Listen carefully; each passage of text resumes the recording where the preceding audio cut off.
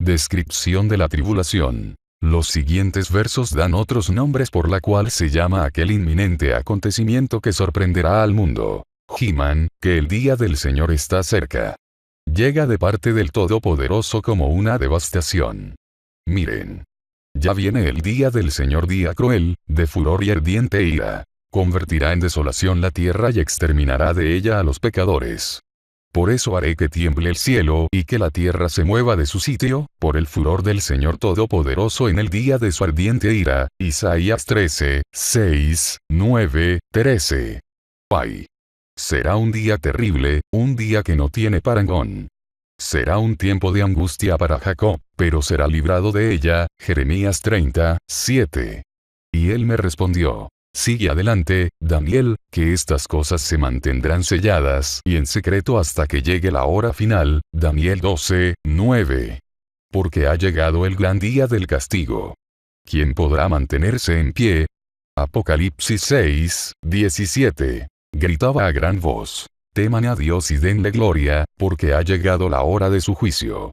Adoren al que hizo el cielo, la tierra, el mar y los manantiales. Apocalipsis 14, 7. Así como se recoge la mala hierba y se quema en el fuego, ocurrirá también al fin del mundo. Mateo 13, 40. Anda, pueblo mío, entra en tus habitaciones y cierra tus puertas tras de ti. Escóndete por un momento, hasta que pase la ira. El Señor está enojado con todas las naciones, airado con todos sus ejércitos. Isaías 26, 20. 34, 2. Entonces se levantará Miguel, el gran príncipe protector de tu pueblo. Habrá un periodo de angustia, como no lo ha habido jamás desde que las naciones existen. Daniel 12, 1. Será como en tiempos de Noé. El primer comprobante que sucederá el rapto de la iglesia antes de la tribulación se encuentra en el discurso sobre el monte de Olivos. Anteriormente no había caído en cuenta, pero ahora sí lo entiendo claramente. Inmediatamente después de la tribulación de aquellos días, el sol se oscurecerá y la luna no dará su luz. Las estrellas caerán del cielo y los cuerpos celestes serán sacudidos. La señal del Hijo del Hombre aparecerá en el cielo, y se angustiarán todas las razas de la tierra. Verán al Hijo del Hombre venir sobre las nubes del cielo con poder y gran gloria. Mateo 24, 29, 30. Esta es la gloriosa segunda venida de Jesucristo. A primera vista parece que este verso demuestra que el rapto de la iglesia ocurrirá después de la tribulación. El verso 31, hasta se refiere a la reunión de los elegidos. Y al sonido de la gran trompeta mandará a sus ángeles, y reunirán de los cuatro vientos a los elegidos, de un extremo al otro del cielo. Según esto parece que al descender del cielo, Jesús usa a los ángeles para rapturar a la iglesia durante su segunda venida. Parece más bien que esto demuestra un rapto que sucederá después de la segunda llegada de Cristo, no antes. Pero más adelante en el mismo capítulo 24, la Biblia dice: pero en cuanto al día y la hora, nadie lo sabe, ni siquiera los ángeles en el cielo, ni el Hijo, sino solo el Padre. La venida del Hijo del Hombre será como en tiempos de Noé. Versos 36 y 37. De esto podemos acatar dos cosas. 1. Que nadie sabe el día ni la hora cuando regresará Jesús. Y 2. Que ese tiempo será comparado como durante el tiempo de Noé. No tenemos que tratar de adivinar cómo fueron los tiempos de Noé, porque el verso que sigue nos dice: porque en los días antes del diluvio comían, bebían y se casaban y daban en casamiento, hasta el día en que Noé entró en el arca. Y no supieron nada de lo que sucedería hasta que llegó el diluvio y se los llevó a todos. Así será en la venida del Hijo del Hombre. Versos 38 y 39. La venida del Hijo del Hombre en los versos 37 y 39 se refiere a la primera etapa del segundo advenimiento, o sea, Jesús viene a llevarse a la iglesia al cielo antes del comienzo de la tribulación, como lo prometió en el Evangelio según San Juan 14, 2, 3. Nuestro Señor enumeró las señas que ocurrirán antes de su segunda venida, acontecimientos que incluyen ocurrencias cataclísmicas, conflictos internacionales, hambres, epidemias y terremotos.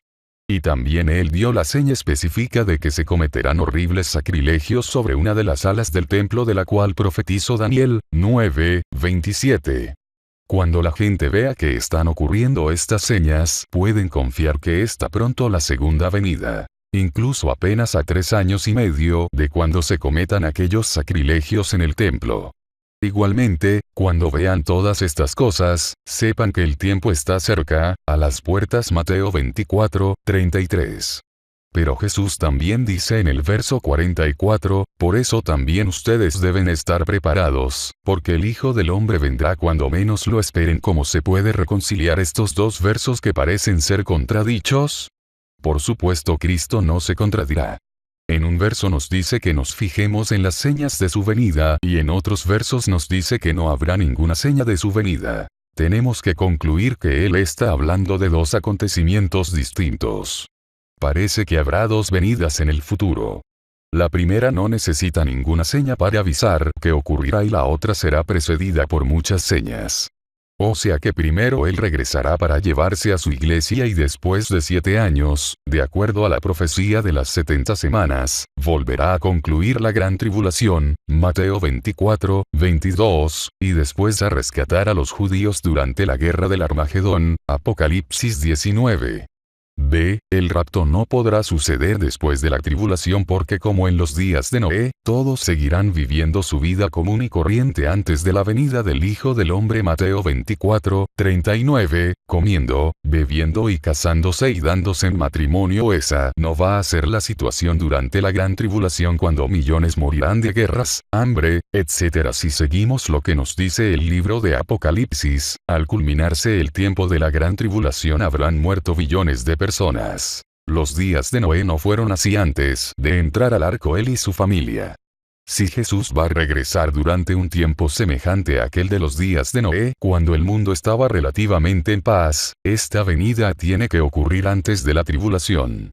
O sea que Él vendrá por su iglesia durante de aquel tiempo, la primera etapa de su parousia. La segunda venida en gloria puede ser señalada al día exacto por aquellos creyentes que estará vivos durante la tribulación. ¿Cómo será posible? Se puede descubrir el día por simplemente contar los días desde que ocurra aquel horrible sacrilegio en el templo de acuerdo a las referencias en el libro de Daniel 12, 11, 12. Pero aquella venida de que se refiere San Mateo 24, 36, 44 será imprevista e inesperada. Esta venida del Hijo del Hombre no puede ser la misma que se refiere en el verso 30 donde dice que todas las razas de la tierra verán al Hijo del Hombre después de haberse ocurrido una serie de señas. Estarán dos hombres en el campo. Uno será llevado y el otro será dejado. Dos mujeres estarán muriendo. Una será llevada y la otra será dejada. Versos 40 y 41. Estos versos inmediatamente siguen la comparación de aquellos tiempos de Noé. Personas van a ser llevadas, rapturadas, antes de aquel tiempo cataclísmico mundial.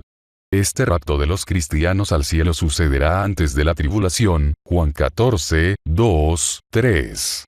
Contrario a los que se crea, la reunión de los elegidos de que se hable en Evangelio de San Mateo 24, 30, 31, no comprueba que el rapto ocurrirá después de la tribulación.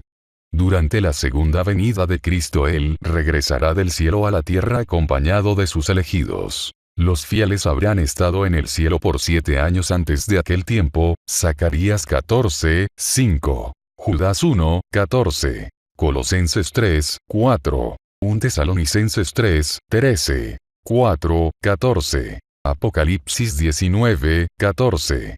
La iglesia, la novia celestial, ya estará en el cielo cuando el Señor regresará a la tierra en toda su gloria, Apocalipsis 19, 7, 9. Donde quiera que vaya el novio ahí también irá la novia. Entonces, ¿quiénes son aquellos elegidos que los ángeles reunirán de los 4 vientos?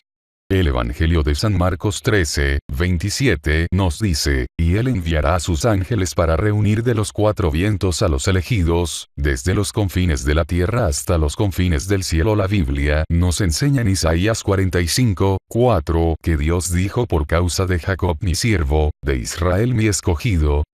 O sea que el vestigio que queda de Israel en los últimos días serán aquellos escogidos que serán reunidos de alrededor del mundo cuando Cristo establezca su reino milenial. Dios profetizó en el libro de Isaías 65, 9, de Jacob sacaré descendientes, y de Judá, a los que poseerán mis montañas. Las heredarán mis elegidos, y allí morarán mis siervos. También dice en el libro de Ezequiel 20:33, yo, el Señor Omnipotente, juro por mí mismo que reinaré sobre ustedes con gran despliegue de fuerza y de poder, y con furia incontenible. El lenguaje de esta profecía indica firmemente que será cumplida a poco tiempo después de la tribulación. Los versos en el libro de Mateo 24:31 y en Marcos 13:27 se entienden mejor al compararlos contra los versos de la profecía del libro de Ezequiel 20:34-38 que dice, los sacaré de las naciones y de los pueblos por donde estaban esparcidos, y los reuniré con gran despliegue de fuerza y de poder, y con furia incontenible. Los llevaré al desierto que está entre las naciones, y allí los juzgaré cara a cara. Así como juzgué a sus antepasados en el desierto de Egipto, también los juzgaré a ustedes. Yo, el Señor Omnipotente, lo afirmo. Así como el pastor selecciona sus ovejas, también yo los haré pasar a ustedes bajo mi vara y los seleccionaré para que formen parte de la alianza. Apartaré a los rebeldes, a los que se rebelan contra mí, y los sacaré del país donde ahora viven como extranjeros, pero no entrarán en la tierra de Israel. Entonces ustedes reconocerán que yo soy el Señor. El libro de Daniel 12:1-2 fuertemente indica que la reunión de los elegidos durante la segunda venida también incluirá a los creyentes del Viejo Testamento. La primera resurrección y el arrebatamiento de aquellos cristianos vivos durante el rapto apenas incluirá la novia celestial, o sea la iglesia. Note que dice en el libro de 1 Tesalonicenses 4:16 que el Señor mismo descenderá del cielo con voz de mando, con voz de arcángel y con trompeta de Dios, y los muertos en Cristo resucitarán primero. Pero la reunión de los elegidos, israelitas, incluyendo aquellos fieles del Viejo Testamento, ocurrirá durante la segunda venida de Cristo después de la tribulación. Ellos serán reunidos de los cuatro vientos desde los confines de la tierra hasta los confines del cielo. Aquellos que quedan los sacarán de las naciones por donde están esparcidos y también traerá a los espíritus del cielo que serán reunidos con los cuerpos de aquellos israelitas fieles que murieron durante los tiempos del Viejo Testamento. Los tesalonicenses nos enseñan una lección acerca del rapto. Las cartas a los tesalonicenses fueron las primeras cartas escritas por el apóstol Pablo. Él apenas pasó 4 semanas en Tesalónica durante su segundo viaje misionario. En menos de un mes él les enseñó a los tesalonicenses varias doctrinas importantes, incluyendo la doctrina del rapto. Él menciona el rapto en cada capítulo de su primer carta, 1 Tesalonicenses 1:10, 2, 19, 20, 3, 12, 13, 4, 13, 18, 5, 1, 11. Pero la enseñanza que nos interesa para esta lección del rapto está en la segunda epístola a los tesalonicenses. Es desafortunado que muchos cristianos de hoy en día no creen que Cristo regresará por su iglesia antes de la tribulación. De repente, muchos aún ni esperan su regreso. Ellos proclaman que estamos en el milenio y posiblemente el día de juicio aún se demorará miles de años. Ellos se llaman amilenialistas. He escuchado sus enseñanzas de que el reino milenial está ocurriendo al presente, pero me quedo asombrado a pensar cómo ellos pueden situar el reino milenial en medio de este mundo tan maldito. Me imagino que San Agustín de Hippo es aquel responsable.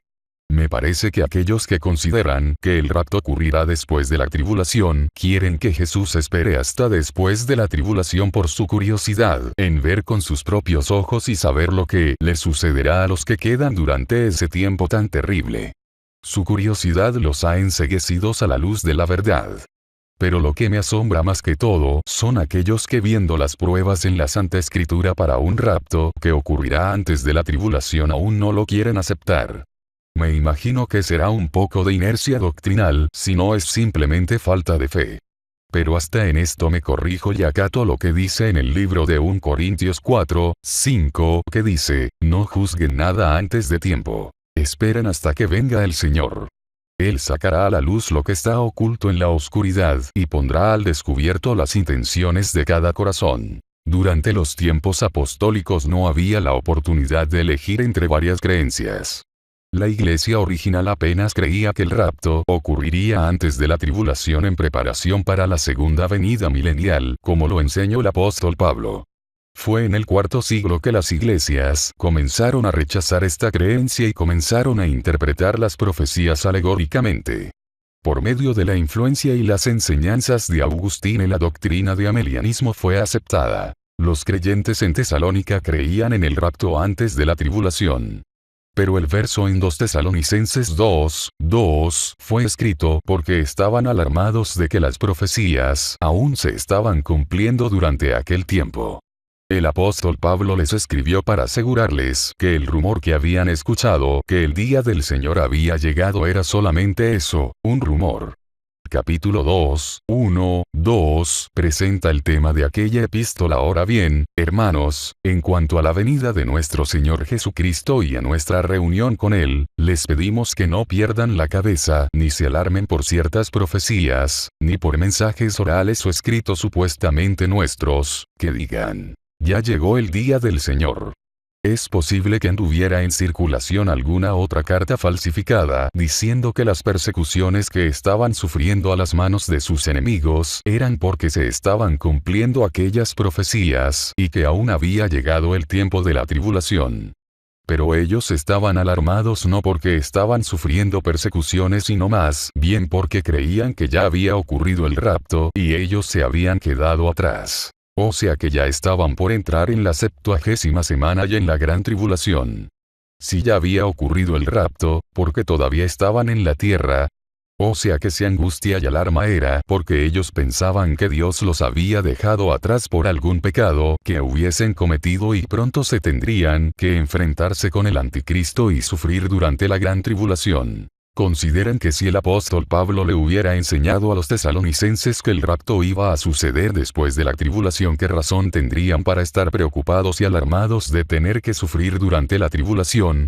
En vez de estar alarmados y angustiados, estarían regocijando que el rapto llegaría en apenas 7 años. Lo que les quedaría por hacer sería preparar alguna defensa civil para protegerse y esperar hasta la segunda venida. Pero ese no era el caso. Los creyentes tesalonicenses estaban asustados porque el apóstol Pablo les había enseñado que el rapto ocurriría antes de la tribulación porque Dios los protegería del castigo venidero, 1 Tesalonicenses 1:10. Pero ellos se imaginaron que estaban en medio de la tribulación y todavía en la tierra, que no habían sido rapturados y por eso estaban confundidos y alarmados. Como anteriormente se explicó, la confusión sobre la época que ocurrirá el rapto es basado en la traducción errónea de la frase, ya llegó el día del Señor. 2 Tesalonicenses 2:2. El apóstol Pablo no les estaba avisando en contra del día del Señor cuando los estaba consolando y tratando de calmar sus miedos. De hecho, él enseñaba que la segunda venida de Cristo era inminente, 1 Corintios 15:51-52. Él estaba consolando a los creyentes tesalonicenses diciéndoles que no se preocupen por lo que estaban diciendo aquellos detractores, porque todavía no estamos en el periodo de la tribulación. Recuerden que primero ocurrirá el rapto y durante el rapto todos los creyentes serán incluidos. Si Dios rescataría a los creyentes de Corintio que aún son inmaduros en su fe, pueden estar seguros que Dios no dejará ninguno atrás. Algunas cosas tienen que suceder en el mundo antes de que ocurra el día del Señor y ustedes no estarán presentes para observar la manifestación completa de aquellos acontecimientos. Como anteriormente les enseñé, el rapto ocurrirá primero. El apóstol Pablo estaba asegurando a los creyentes que el rapto todavía estaba por suceder en futuro tiempo, aunque aún todavía era inminente. El misterio de la enseñanza del rapto fue revelado a él y al apóstol San Juan. El hecho de que él aún no había sido rapturado era comprobante para los tesalonicenses que todavía no había ocurrido aquel arrebatamiento. Sin embargo, él les reveló aún otra cosa. Al quitar el que detiene, la iglesia será rapturada. En el libro de 2 Tesalonicenses 2:3 dice, no se dejen engañar de ninguna manera, porque primero tiene que llegar la rebelión contra Dios y manifestarse el hombre de maldad, el destructor por naturaleza. Durante aquel tiempo del apóstol Pablo la rebelión de las iglesias contra Dios sí estaba en proceso porque el misterio de la maldad ya está ejerciendo su poder. Verso 7a. Esta rebeldía contra Dios se intensificará hasta que todo el mundo abandone a la verdad de Dios. Mateo 24:11. 2 Timoteo 4:3. Al momento sabemos que el mundo entero está bajo el control del maligno 1 Juan 5, 19, pero antes de aquel tiempo de la tribulación y del rapto, el mundo entero y aquellos que profesan ser cristianos cometerán la gran denunciación y renunciarán la verdad por disfrutar en el mal, como la Biblia dice, no creyeron en la verdad sino que se deleitaron en el mal. 2 Tesalonicenses 2, 12. Conjuntamente con la gran renunciación llegará el ascenso del anticristo. Pero el otro acontecimiento que sucederá antes del día del Señor, la cual la tribulación constituirá la primera parte de aquel tiempo, será el rapto. El anticristo no será revelado hasta que aquel quien lo detiene termina su trabajo de detenerlo. La Biblia nos dice que, es cierto que el misterio de la maldad ya está ejerciendo su poder, pero falta que sea quitado de en medio el que ahora lo detiene. Entonces se manifestará aquel malvado. 2 Tesalonicenses 2, 7, 8. Aquel que detiene al anticristo es el Espíritu Santo. Nada o nadie en todo el mundo puede hacer el trabajo de detener a Satanás, quien es el poder detrás del anticristo. El Espíritu Santo ha desempeñado el trabajo de detener al anticristo desde la época del apóstol Pablo. Solo un ser omnipotente, omnisciente y omnipresente puede desempeñar aquel trabajo. Cuando será removido el Espíritu Santo de aquella capacidad del quien detiene al anticristo, Dios entonces dejará que se sea revelado el anticristo. Al quitar de en medio el que lo detiene, es lo mismo que decir que la iglesia será rapturada, porque es por medio del poder del Espíritu Santo en la iglesia que se ha controlado la propagación de la renunciación de la verdad en aquellos que profesan ser cristianos y en el mundo. El rapto de la iglesia culminará la gran renunciación de la verdad y el anticristo reinará supremo sobre toda la tierra. El rapto es aquella bendita esperanza. La Biblia nos enseña lo siguiente, enseñándonos que, renunciando a la impiedad y a los deseos mundanos, vivamos en este siglo sobria, justa y piadosamente, aguardando la esperanza bienaventurada y la manifestación gloriosa de nuestro gran Dios y Salvador Jesucristo. Tito 2, 12, 13. Muchos creen que este verso apenas se refiere a la gloriosa segunda venida. He leído aquel libro del título Bendita Esperanza escrito por George Slatt, quien cree la ocurrencia del rapto pero después de la tribulación. Él usa aquel verso como comprobante de que el rapto ocurrirá después de la tribulación. Pero la sintaxis de aquel verso contradice esa posición. El verso dice que estamos esperando la esperanza bienaventurada y la manifestación gloriosa de nuestro gran Dios y Salvador Jesucristo. Estos son dos acontecimientos distintos separados por 7 años de tribulación. ¿Por qué los cristianos dicen que el rapto es la bendita esperanza? La respuesta se puede encontrar en el libro de 1 Juan 3, 2, 3. Queridos hermanos, ahora somos hijos de Dios, pero todavía no se ha manifestado lo que habremos de ser. Sabemos, sin embargo, que cuando Cristo venga seremos semejantes a Él, porque lo veremos tal como Él es. Todo el que tiene esta esperanza en Cristo, se purifica a sí mismo, así como Él es puro. El primer y primordial propósito del rapto es de cambiarnos completamente. La Biblia nos dice que en cambio, nosotros somos ciudadanos del cielo, de donde anhelamos recibir al Salvador, el Señor Jesucristo. Él transformará nuestro cuerpo miserable para que sea como su cuerpo glorioso, mediante el poder con que somete a sí mismo todas las cosas. Filipenses 3, 20, 21. El rapto es aquel tiempo cuando los creyentes vivos y muertos al fin recibirán su cuerpo celestial. 1 Corintios 15, 51, 54. Con razón el rapto es considerado esperanza bendita. Pero aún hay una segunda razón por la cual el rapto es considerado la esperanza bendita. El rapto nos libra de la tribulación. No hay razón por la cual llamar el rapto de la iglesia una esperanza bendita si ocurrirá después de la tribulación. Imagínase, si el rapto ocurrirá después de la tribulación, ¿qué clase de esperanza podrá tener la gente, si también les tocará sufrir las dificultades que ocurrirán en la tribulación? Con toda seguridad sufran martirio. El anticristo tendrá oportunidad de matar a los creyentes que quedan, como lo reveló Jesús, Daniel, el apóstol Juan y otros. La esperanza del rapto se echa a perder si es de suceder después de la tribulación. Afortunadamente ese no es el caso. Dios promete a librar a sus hijos y transportarlos al cielo antes de la tribulación. Considere lo que dice la Biblia. y esperar del cielo a Jesús, a su Hijo a quien resucitó, que nos libra del castigo venidero. 1 Tesalonicenses 1:10. Pues Dios no nos destinó a sufrir el castigo, sino a recibir la salvación por medio de nuestro Señor Jesucristo. 1 Tesalonicenses 5:9.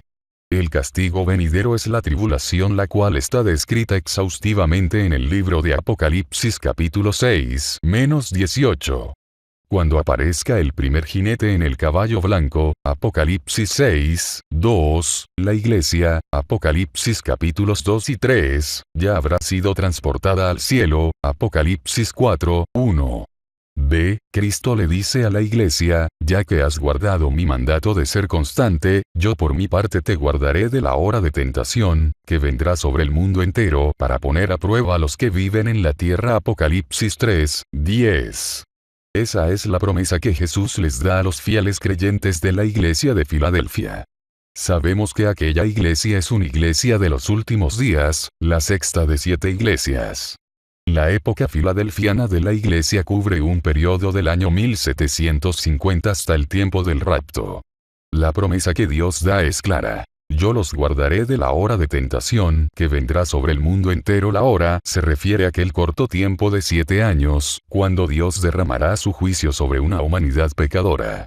¿Cómo es posible poder malentender el significado de ese verso? Dios rescatará a la iglesia de la tribulación y la transportará al cielo, como dice en Apocalipsis 4:1, y la voz me dijo: sube acá.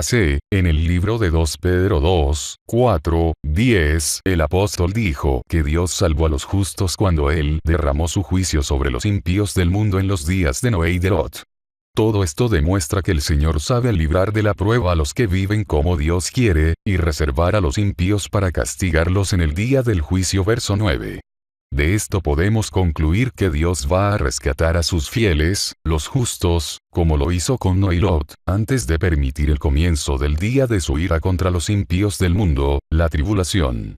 O sea que estamos asegurados que Dios no dejará a la iglesia pasar por la tribulación.